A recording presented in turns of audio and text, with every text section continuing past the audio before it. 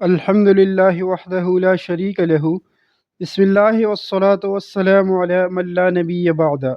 حضرت یوسف علیہ السلام کی عورتوں کے مکر و فریب سے بچنے کی دعا۔ جب حضرت یوسف علیہ السلام نے عزیز مصر کی بیوی کی دعوت پر آنے والی عورتوں کے مکر و فریب کو دیکھا تو اللہ رب العزت کے حضور مکر و فریب سے بچاؤ کے لیے دعا مانگی۔ فرمان الہی ہے مفہوم۔ اس وقت یوسف علیہ السلام نے دعا مانگی، اے میرے پروردگار، جس بات کی طرف یہ عورتیں مجھے بلا رہی ہے اس سے تو مجھے قید خانہ زیادہ پسند ہے۔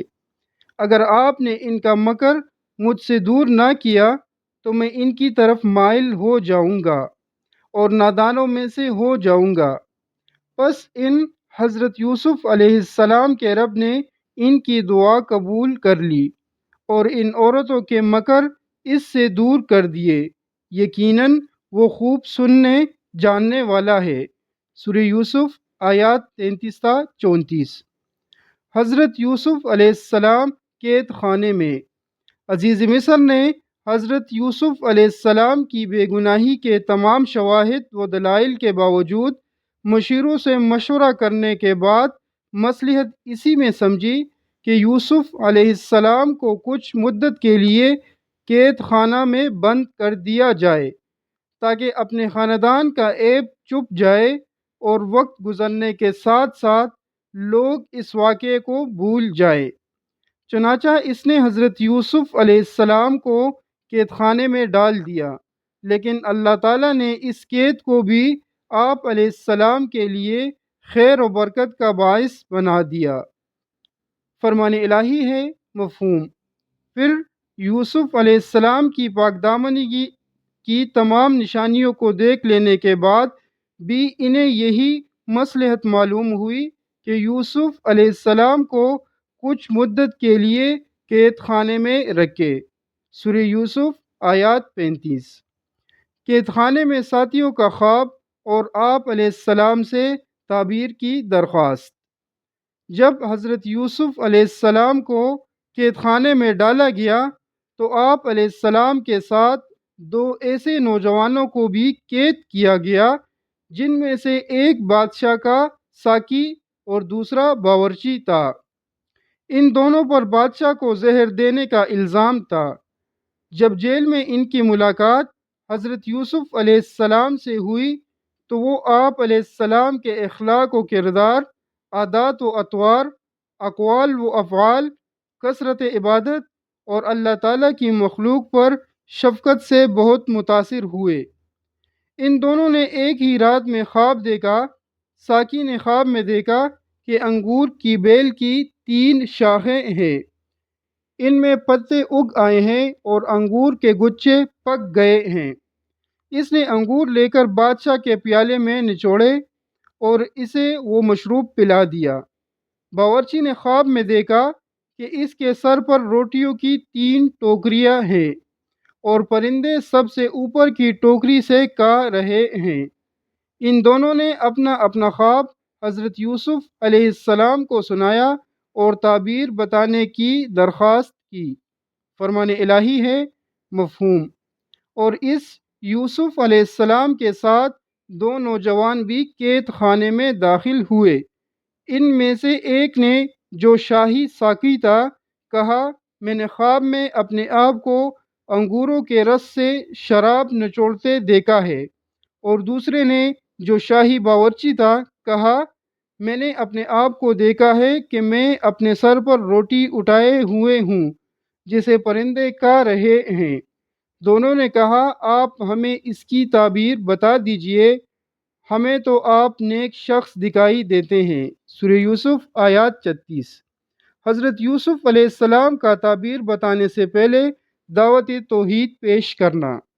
حضرت یوسف علیہ السلام کے جیل کے ساتھیوں نے جب آپ علیہ السلام کو اپنا اپنا خواب سنایا تو آپ علیہ السلام نے موقع کو غنیمت سمجھتے ہوئے انہیں اللہ تعالیٰ کی توحید اور دین کی باتیں سمجھائی۔ اس کے بعد ان میں سے ہر ایک کو اس کے خواب کی تعبیر بتائی۔ فرمان الہی ہے مفہوم۔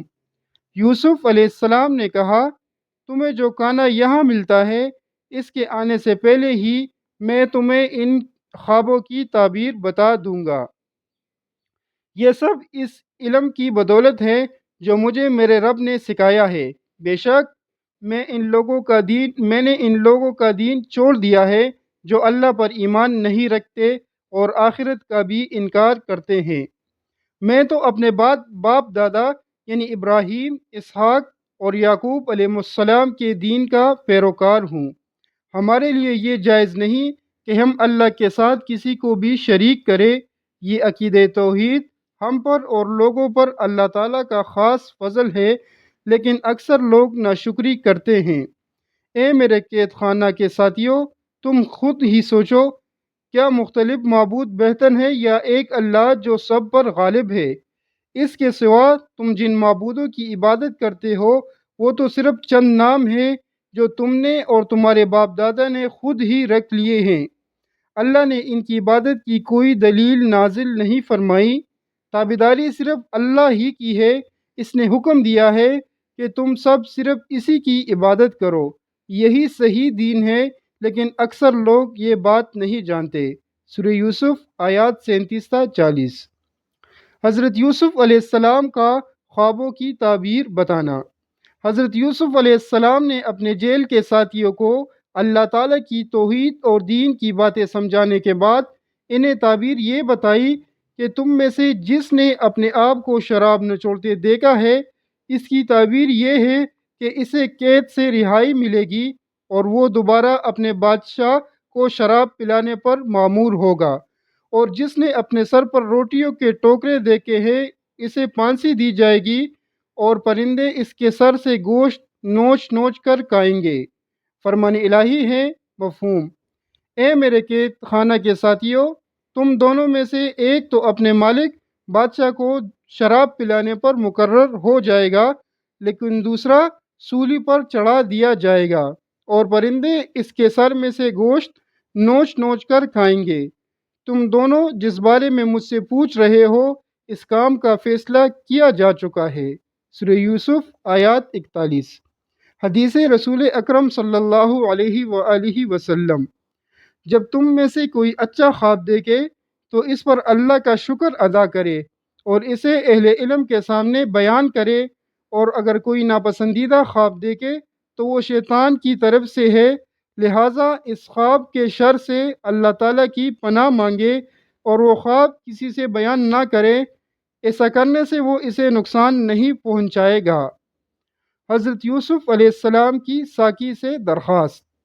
حضرت یوسف علیہ السلام نے خواب کی تعبیر بتانے کے بعد ساقی سے کہا کہ تم تو نجات پا جاؤ گے، اس لیے جب بادشاہ کے پاس جاؤ تو ان سے میرا ذکر بھی کرنا کہ ایک بے گناہ آدمی قید میں پڑا ہوا ہے۔ رہائی پانے والے ساقی کو آپ علیہ السلام کا بادشاہ کے سامنے ذکر کرنا شیطان نے بلا دیا۔ اس طرح آپ علیہ السلام کئی سال تک مزید قید خانے میں ہی رہیں۔ فرمان الہی ہے مفہوم۔ اور جس کے بارے میں یوسف علیہ السلام کو یقین تھا کہ وہ قید سے رہا ہو جائے گا، اس سے کہا اپنے بادشاہ سے میرا ذکر بھی کر دینا، مگر شیطان نے اسے اپنے بادشاہ سے ذکر کرنا بلا دیا۔ بس اسی طرح وہ یوسف علیہ السلام کئی سال تک قید خانے میں ہی رہے۔ سورہ یوسف آیات 42۔